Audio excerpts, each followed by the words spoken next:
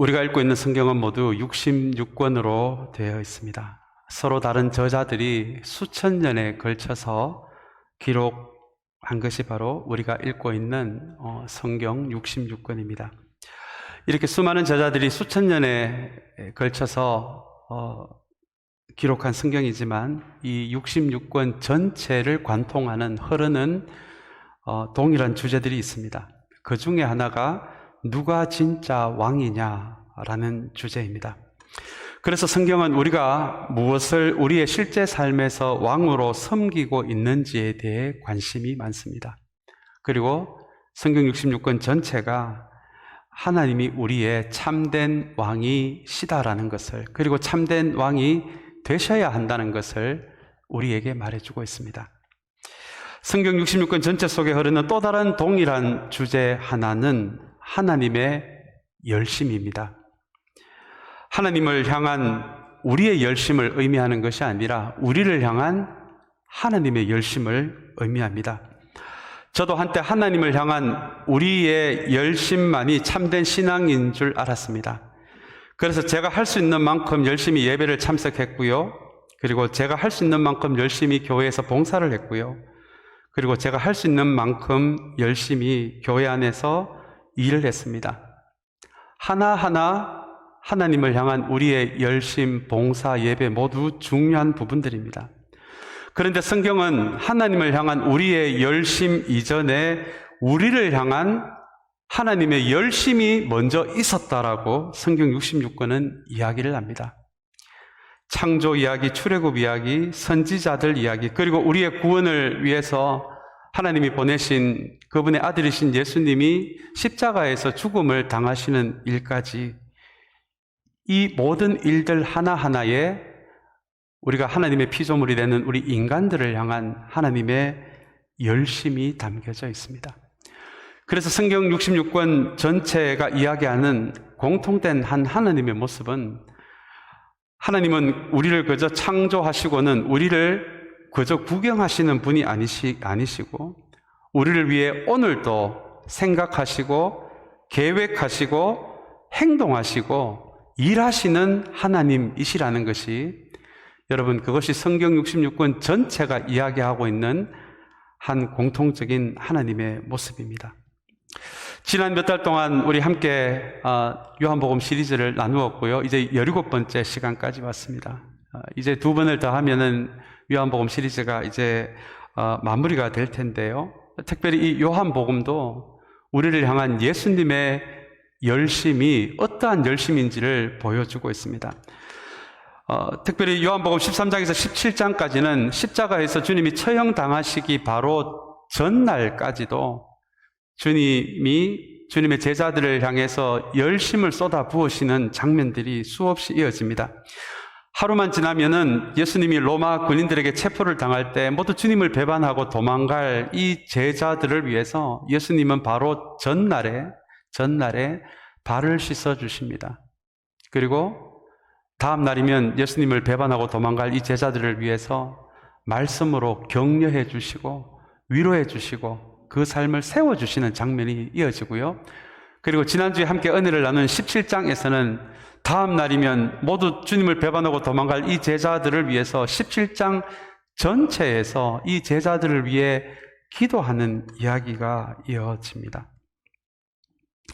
아직은 연약하고 자기 중심성으로만 가득 차 있는 이기적인 제자들이지만, 이제 조금 있으면 성령께서 이 제자들을 통해서 초대교회를 세우시고, 그리고 이 제자들을 통해서 복음이 이스라엘 바깥으로 선교가 시작되는, 이 제자들을 통해서 그런 일들이 벌어지기에, 지금 제자들은 자기들에게 무슨 일이 벌어지는지도 모르는 상황에서 주님이 제자들에게 열심을 부어주시는 장면이 요한복음 13장에서 17장까지의 말씀입니다.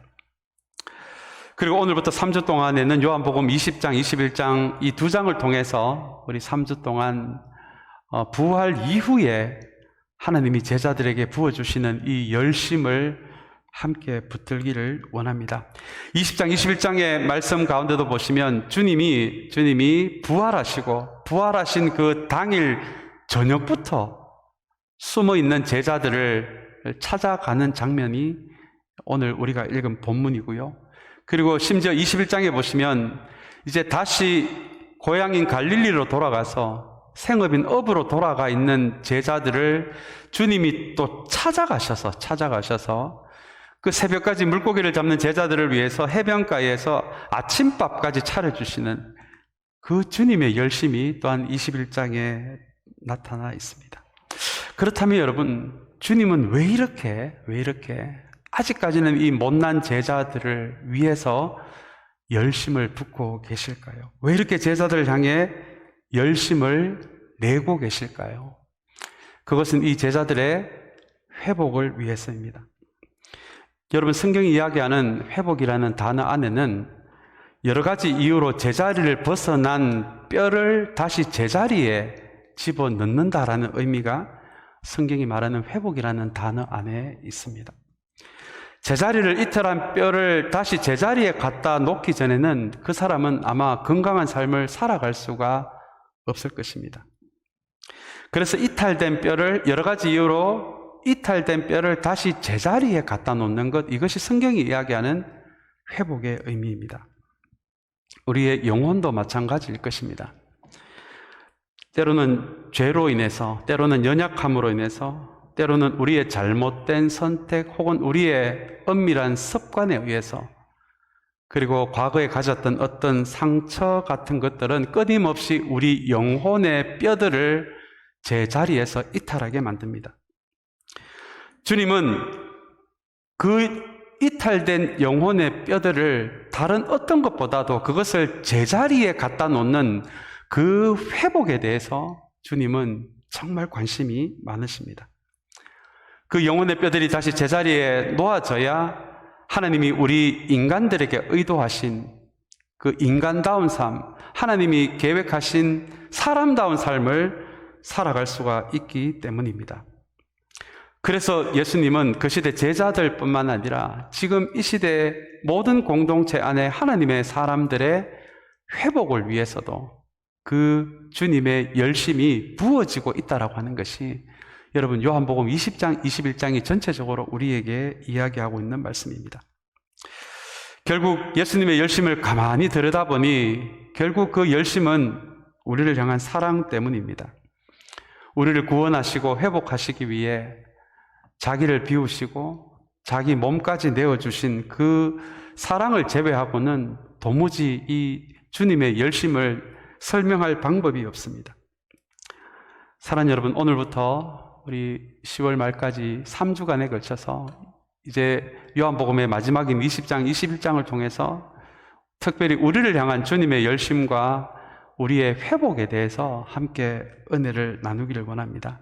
이 시간을 통해서 우리가 반드시 기억할 것 한 가지는 앞에서 말씀드린 대로 하나님을 향한 우리의 열심 이전에 우리를 향한 하나님의 열심, 예수님의 열심이 먼저 있었다는 것입니다. 여러분, 그것이 바로 은혜입니다. 오늘 이 세 번의 시간을 통해서 다시 한번 우리를 향한 주님의 열심을 붙잡음으로 우리의 혹여나 우리의 영혼의 뼈들이 제자리를 이탈한 우리 모습이 우리 안에 있다라면 온전해지고 회복이 되는 그런 은혜가 이 예배 가운데 있게 되기를 주님의 이름으로 축복합니다. 먼저 오늘 본문으로 들어가서 먼저 19절 말씀, 26절 말씀을 우리 한번 좀 보기를 원하는데요. 우리 26절도 같은 맥락의 말씀이어서 우리 19절 말씀 참 중요한 말씀이어서 우리 한번 같이 읽으면 좋겠습니다. 그날 곧 주간의 첫날 저녁에 제자들은 유대 사람들이 무서워서 문을 모두 닫아 걸고 있었다. 그때 예수께서 와서 그들 가운데로 들어서셔서 너희에게 평화가 있기를 하고 인사말을 하셨다라는 말씀입니다. 그날 곧 주간의 첫날 저녁은 예수님이 부활하신 그날 당일을 의미합니다. 이미 이 제자들은 지금 예수님을 십자가에 처형한 유대인들에게 예수님의 제자임이 발각이 될까봐 무서워서 문을 잠그고 꽁꽁 숨어 있는 상태인데요. 이미 지금 이 부활하신 날이었기에 새벽에 이 무덤을 방문해서 부활하신 예수님을 만난 막달라 마리아를 통해 이미 예수님이 다시 살아나셨다라는 것을 알고 있는 상황이었습니다. 그런데 여러분, 주님이 부활하셨다는 것을 이미 알고 있는 상황에도 이 제자들은 유대인들이 두려워서, 혹여 십자가에서 처형당한 예수님의 제자라는 것이 발각이 되면 자신들도 십자가에 처형이 될까봐 주님이 부활하셨다는 것을 알고 있으면서도 문을 모두 닫아 걸고 지금 꽁꽁 숨어 있는 것이 지금 이 19절에서 보여주는 예수님의 제자들의 모습입니다. 특별히 누가복음 24장 37절 38절에 보시면 부활하신 예수님을 처음 만난 이 제자들의 반응이 나오는데요. 누가복음 24장 37절 38절은 그 제자들이 예수님을 영어로 생각했다라는 표현이 나옵니다. 여러분, 예수님을 영어로 생각했다는 것은 예수님에 대한 신앙 고백이 아니라 예수님이 유령처럼 보였다라는 의미가 됩니다. 막달라 마리아를 통해서 예수님이 부활하셨다라고는 들었지만 아직은 예수님을 만나지 못했기에 무슨 유령 같은 존재가 아닌가라고 제자들은 생각했던 것입니다. 그렇다면 오늘 이 19절에 왜 예수님이 부활하셨다는 말을 듣고도 문을 꽁꽁 잠그고 두려워하면서 왜 이렇게 제자들이 숨어 있었는지가 조금은 이해가 될 것 같습니다. 왜냐하면 이 사람들은 아직, 제자들은 아직 주님의 부활의 의미를 모르고 있었기 때문입니다. 그런 제자들을 주님이 찾아오셔서 오늘 19절 말씀에 보니까요, 주님이 부활하시고 부활하신 날 당일 저녁에 모여있는 제자들에게 찾아오셔서 그 부활하신 주님의 입에서 제일 먼저 나오신 말씀이 바로 너희에게 평화가 있기를 이라는 말씀입니다. 이것이 바로 우리가 오늘 광고 시간에 함께 나눈 샬롬이라는 말씀의 인사말의 의미입니다. 이 샬롬은 평화 혹은 화평이라는 의미를 가지고 있는 유대인들이 지금도 하고 있는 인사말입니다. 이 샬롬은 하나님의 다스림이 온전히 이루어져 있는 상태, 아직은 아니지만 언젠가 주님이 다시 오실 때 하나님의 다스림, 주님의 다스림이 온전한 상태에 이루어져 있는, 온전한 상태가 된 그것을 성경은 샬롬이라고 이야기합니다. 이 샬롬이라는 인사가 유대인들의 인사말이 된 것은 바로 그 사람들의, 이 유대인들의 역사 때문에 그렇습니다. 이 유대인들도 우리 한국처럼 수많은 강대국들에 의해서 침략을 받은 역사를 가진 민족입니다. 여러분들 잘 아시는 대로 애굽에 400년 동안 노예 생활을 했고요. 그리고 바벨론에 70년간 포로로 끌려갑니다. 그리고는 그리스의 침략을 당해서 식민지가 되었고요. 또 로마의 식민지가 된 상태가 지금 현재의 상태입니다. 이렇게 오랜 기간 동안 식민지로 살아가다 보니 그 유대인들 마음에는 하나님의 다스림이 온전하게 이루어진 이 평화라는 것이 그 어릴 때부터 조상들로부터 그 마음에 심겨진 것이 바로 이 평화에 대한 마음이었습니다. 그래서 그 마음이 인사말이 되고요. 이 인사말을 평소에도 나눌 정도로 그렇게 익숙한 인사가 되은 것이 바로 이 샬롬이라는 말의 의미입니다. 이 샬롬이라는 단어 안에는 언젠가 주님이 다시 오셔서 이 땅에서 시작된 하나님 나라가 완성이 될 때, 그렇다면 그때 온전한 하나님의 통치가 시작이 되고 하나님의 온전한 통치가 시작이 될 때는 다시는 전쟁도 없고 폭력도 없고 눈물도 없고 아픔도 없고 고통도 없고 차별도 없는 그런 나라가 시작이 된다라고 하는 것이 여러분 이 샬롬이라는 인사말이 가지고 있는 의미입니다. 그래서 유대인들은 이 인사말을 서로 주고받을 때 언젠가는 하나님의 통치가 완전히 이루어질 것이니 그것을 소망으로 삼고 지금의 이 어려운 현실을, 팍팍한 현실을, 고단한 현실을 이겨나가면서 살아갑시다 라는 이 소망이 담겨져 있는 인사가 바로 이 샬롬이라는 인사입니다. 그렇다면 주님은 왜 두려움에 빠져 있는 이 제자들에게 이 샬롬이라는 이 인사를, 샬롬이라는 말씀을 먼저 가르쳐 주셨을까요? 제자들은 이렇게 세상에 대한 두려움 속에서 살아가야 하는 사람들이 되어서는 안 되기 때문입니다. 이 제자들은 오히려 세상이 무서워서 문을 꽁꽁 잠그고 숨어서 살아야 하는 사람들이 아니라 예수님의 부활로 통해서 시작되는 언젠간 이루어질 하나님의 온전한 통치에 대해서 오히려 세상에 전해야 하는 사람들로 세워진 사람들이 바로 이 제자들이기 때문에 그렇습니다. 그래서 주님은 이 부활의 의미도 모른 채 세상이 두려워서 문을 잠그고 꽁꽁 숨어 있는 이 제자들에게 가장 먼저 이 샬롬에 대해서 가르쳐 주신 것입니다. 지금은 너희들이 이 세상을 두려워하지만 언젠가 주님의 통치가 완성이 되었을 때 그때 이루어질 세상을 소망으로 생각하며 이 두려운 현실 속에서 뛰어 들어가서 살아라라는 그 소망을 가르쳐 주시는 말씀이 바로 이 샬롬에 대한 이야기입니다. 그래서 여러분, 어떤 영성가는 우리 크리스천을 정의하기를 끝을 보면서 현재를 살아가는 사람들이라는 그런 흥미로운 정의를 내립니다. 그래서 우리 크리스천들은 눈에 보이는 대로 살아가서는 안 되는 사람들이고요, 되는 대로 살아가서도 안 되는 사람들이 우리 크리스천들입니다. 우리 크리스천을 향한 부르심은 언젠가는 주님이 다시 오실 때 하나님의 완전한 통치가 시작되는, 그것을 우리의 소망 삼아 지금의 이 어려운 현실들, 팍팍한 현실들과 부딪히며 싸우며 이겨나가야 하는 그 소망 가운데서 이 현실 속에서 도피해야 하는 사람들이 아니라 그 소망 때문에 현실과 맞서 싸워야 하는 사람들이 바로 우리 크리스찬이라는 의미입니다. 여러분, 이것이 소망 가운데서 살아가야 한다라는 말씀의 의미입니다.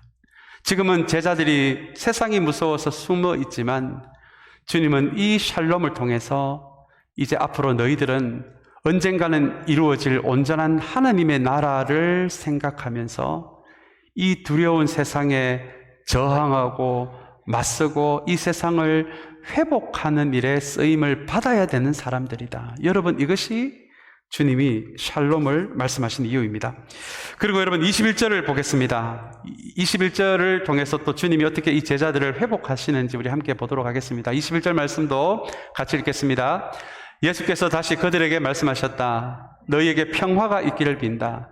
아버지께서 나를 보내신 것 같이 나도 너희를 보낸다라는 말씀입니다. 여러분, 아마 이 말씀을 하셨을 때는 제자들이 이 말이 무엇인지를 잘 몰랐을 것 같아요. 근데 여러분, 이 말씀을 가만히 보시면 아직까지 세상이 무서워서 숨어있는 제자들에게 선교의 사명을 주십니다. 여러분, 이 미션이라는 단어 안에는 하나님께 보냄을 받았다라는 뜻이 있습니다. 지금 예수님은 하나님으로부터 이 세상의 구원을 위해 세상으로 보냄을 받으신 분이십니다. 그렇다면 여러분, 선교의 관점에서는 우리 예수님이 최초의 선교사가 되십니다.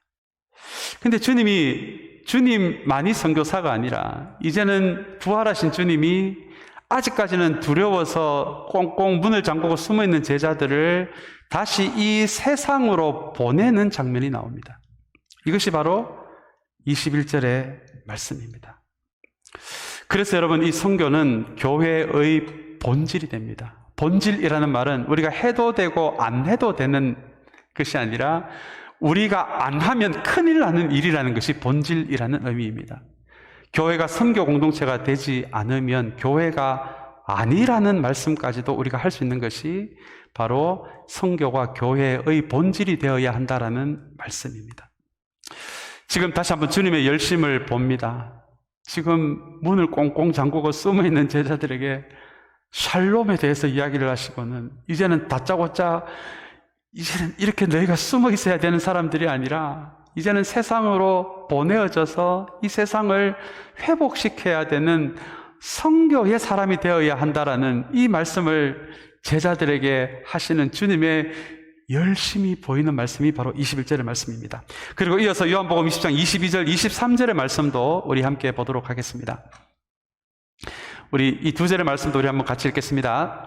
이렇게 말씀하신 다음에 그들에게 숨을 불어넣으시고 말씀하셨다. 성령을 받아라. 너희가 누구의 죄든지 용서해 주면 그 죄가 용서될 것이요 용서해 주지 않으면 그대로 남아 있을 것이다 라는 말씀입니다. 여러분, 굉장히 흥미로운 말씀입니다. 우리가 알고 있는 성령은 오순절날에 임재하신 걸로 되어 있는데요, 22절의 말씀을 가만히 보시면 예수님이 그 숨어있는 제자들에게 숨을 불어넣으셨다라는 말씀이 나옵니다. 그리고는 성령을 받으라 라고 말씀하시는 장면이 나옵니다. 여러분, 숨을 불어넣으시는 장면이 혹시 우리 창세기 어떤 장면이 연상되지 않으십니까? 하나님이 우리 인간을 흙으로, 티끌과 먼지로 만드시고는 그 코에 생기를 불어넣는 장면이 연상이 됩니다. 여러분, 우리 인간의 재료가 흙입니다. 이 원어에 의하면 먼지와 티끌이에요. 그래서 우리 안에는 먼지와 티끌의 속성이 있습니다. 그래서 삶이 조금만 어려우면 믿음이 생각이 잘 안 나요. 그냥 조금만 고난의 바람이 불면 이 바람에 여기저기 날려다니는 것이 티끌과 먼지의 속성입니다. 그런데 그렇게만 우리를 창조하신 게 아니라, 그렇게 창조하시고 나서는 우리 안에 그분의 생기, 즉 성령을 불어넣으시는 장면이 창세기에 나옵니다. 그래서 우리의 재료는 티끌과 먼지이지만 하나님께서 우리 코에 생기를 불어넣으심으로 우리는 하나님과 교통할 수 있는 영적인 존재가 되었다라고 하는 것이 여러분 창세기가 우리에게 들려주는 말씀인데요, 오늘 22절의 말씀이 바로 그것과 비슷한 말씀입니다.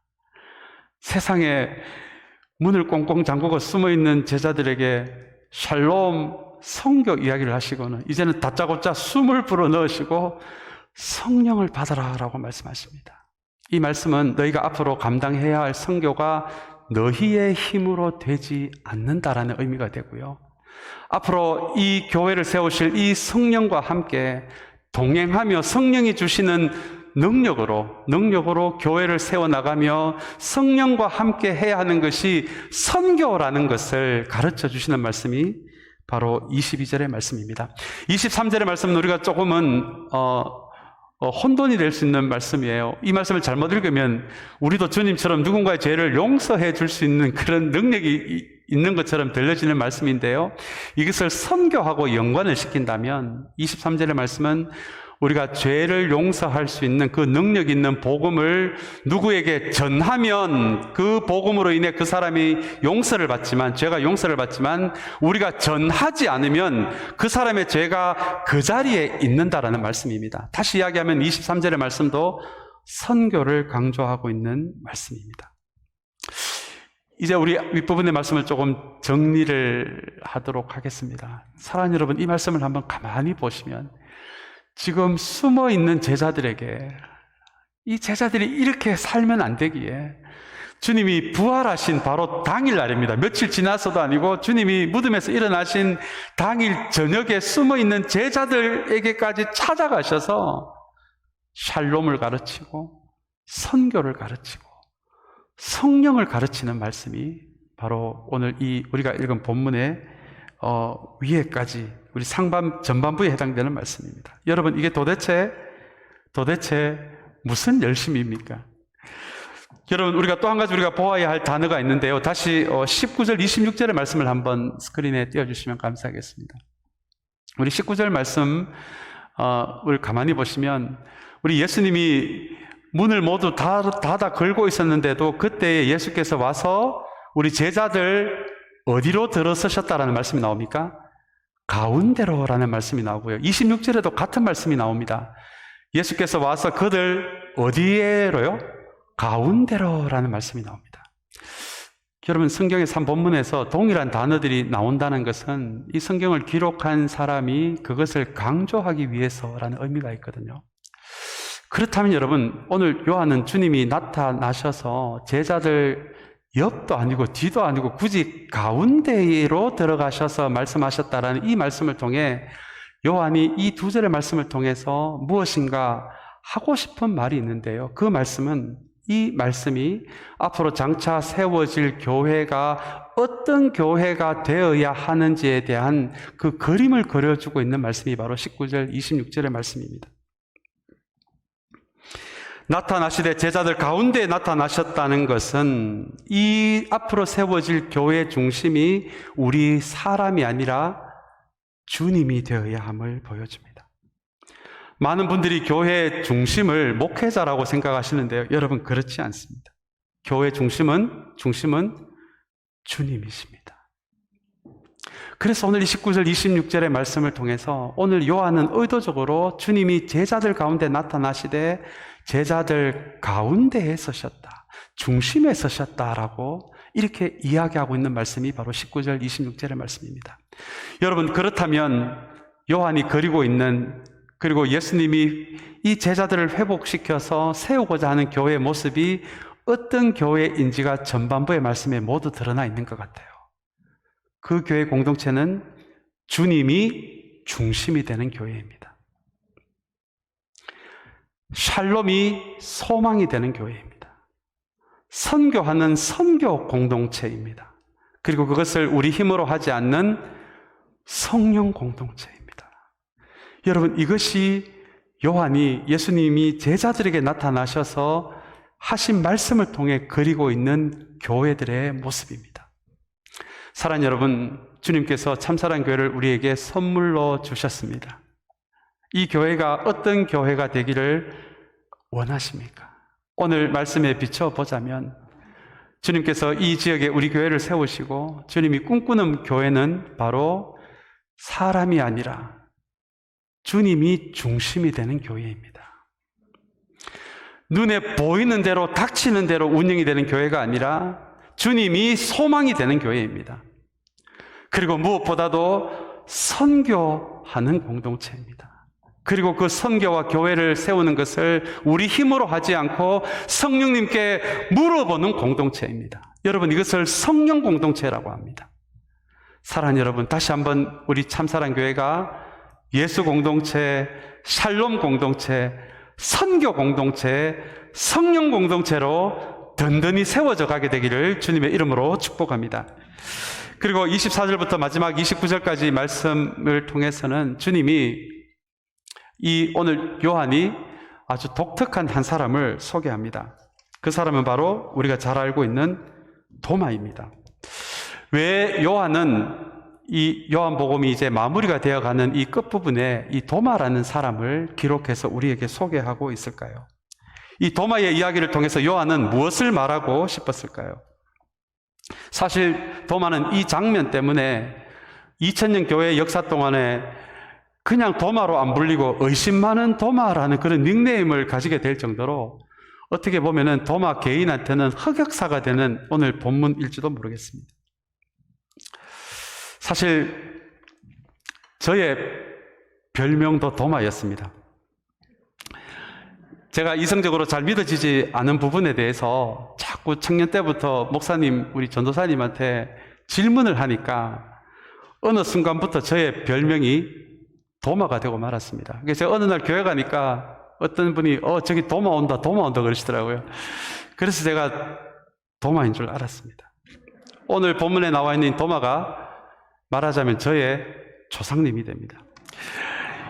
뜨거운 믿음, 불같은 믿음, 순교하는 믿음을 우리 2000년 교회 역사는 강조해 오다 보니까 어쩌면 도마처럼 믿음이 현재 없어서 정직하게 질문하고 의심하는 사람들은 그렇게 공동체에 관심을 받지를 못했습니다. 27절을 우리 한번 같이 읽겠습니다. 이 27절이 이 시대의 도마들에게도 참 위로가 되는 말씀인데요. 27절 말씀 한번 같이 읽겠습니다. 그리고 나서 도마에게 말씀하셨다. 내 손가락을 이리 내밀어서 내 손을 만져보고 내 손을 내 옆구리에 넣어보아라. 그래서 의심을 떨쳐버리고 믿음을 가져라 라는 주님의 말씀입니다. 우리 부활절 저녁에 제자들에게 나타나셨던 자리에는 도마가 없었습니다. 그래서 도마가 제자들에게 나는 안 보고 안 만지면 믿지 않겠다라는 이야기를 했고요. 그리고 거기에 대해서 두 번째 주님이 제자들에게 나타나셨을 때 그 자리에 도마가 있었기 때문에 도마에게 하신 말씀이 바로 27절의 말씀입니다. 근데 여러분, 저는 이 말씀을 가만히 묵상해 보니까 도마가 깜짝 놀랐을 것 같아요. 아니, 내가 의심하는 소리를 주님이 어떻게 아셨길래 두 번째 나타나자마시자 샬롬이라고 하시고는 바로 도마를 향해서 야, 한번 내 옆구리에 넣어봐 라고 말씀하시는 장면이 바로 27절의 장면이기 때문입니다. 아마 도마가 솟아치게 놀랐을 것 같습니다. 근데 여러분, 저는 이 도마의 후손으로서 이 27절이 얼마나 저에게 위로가 되었는지 모릅니다. 주님은 불같은 믿음, 큰 믿음에도 반응을 하시지만 아직은 믿음이 없는 한 사람의 정직한 의심에도 주님이 귀를 기울이셨고 그 도마에게도 반응을 하셨기 때문입니다. 제자들을 세우고자 하는 열심이 의심하는 도마에게도 있었다는 것이, 여러분, 이 말씀이 저 같은 사람에게도, 또 이 시대의 도마 같은 사람들에게도 얼마나 위로가 되는지 모르는 말씀입니다. 저에게 잊혀지지 않는 대학 후배가 한 명 있었습니다. 이제 제가 이 후배를 아직도 기억하는 것은 그 후배가 저에게 한 문장의 말 때문이었는데요. 제가 이 후배에게 몇 번 복음을 전하고 전도를 했는데, 이 친구가 저에게 같이 차 마시는 자리에서 저에게 이런 이야기를 하더라고요. 선배, 내가 정말 믿고 싶은데 안 믿어져 라고 이야기를 하더라고요. 저는 그 말이 처음에 이해가 안 됐습니다. 아니, 믿음은 믿는 건데 믿고 싶은데 안 믿어진다는 것이, 여러분, 그게 무슨 말입니까? 그리고는 이 후배의 진심이 정말 믿고 싶은 마음이 있다는 것을 제가 알 수 있었던 이유는 그 이야기를 하면서 눈물을 흘리더라고요. 정말 믿고 싶은데 안 믿어진다는 거예요. 안 믿어진다는 거예요. 저는 그때 알았습니다. 이 믿음이라는 것이 내가 믿어서 믿음이 생긴 건 줄 알았는데, 이 믿음도 주님께로부터 오는 선물이더라고요. 여러분들은 여러분들이 믿었습니까? 아니면 믿기어졌습니까? 아마 전부 다 믿기어졌다라고 하면 그렇게 대답하실 것 같아요. 정말 믿고 싶은데 믿어지지가 않는다는 이 후배는 이제 독일로 유학을 갔고요.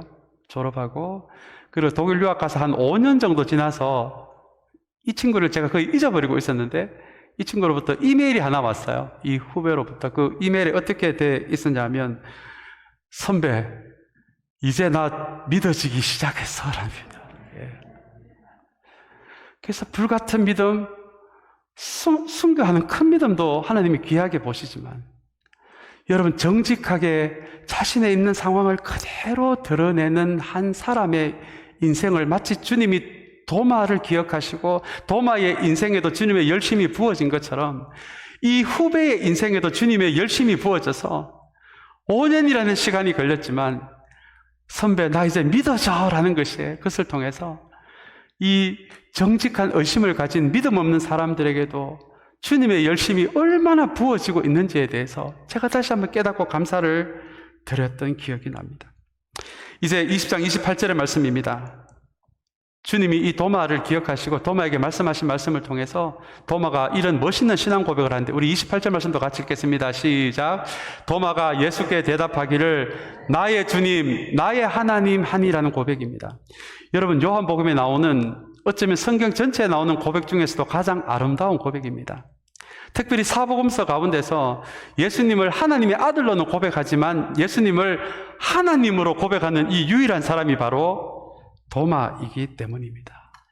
이제 도마는 이 예수님의 관심과 예수님의 열심을 통해서 그 주님이 누군가 다른 사람의 주님이 아니라 나의 주님, 그리고 주님은 바로 나의 하나님이 되신다는 이 가슴 벅찬 고백이 정직한 의심으로 나아갔던 이 도마의 입에서 터져 나온 것입니다.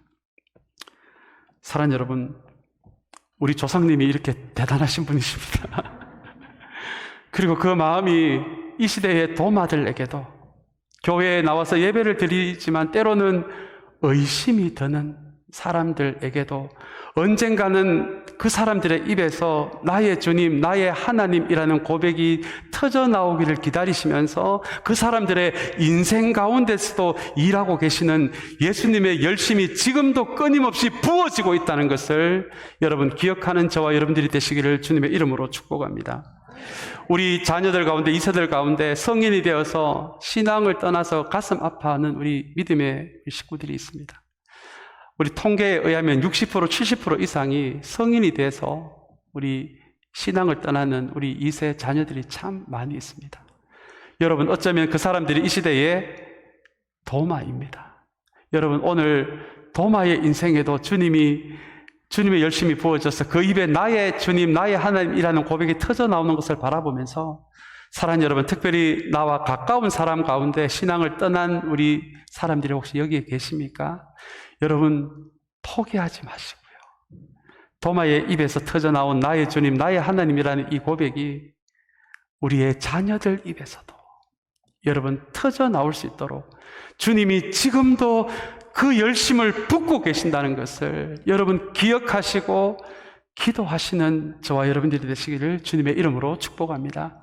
여러분, 다시 한번 이 도마를 바라보면서 우리 교회에 대한 한 소망이 생겼습니다.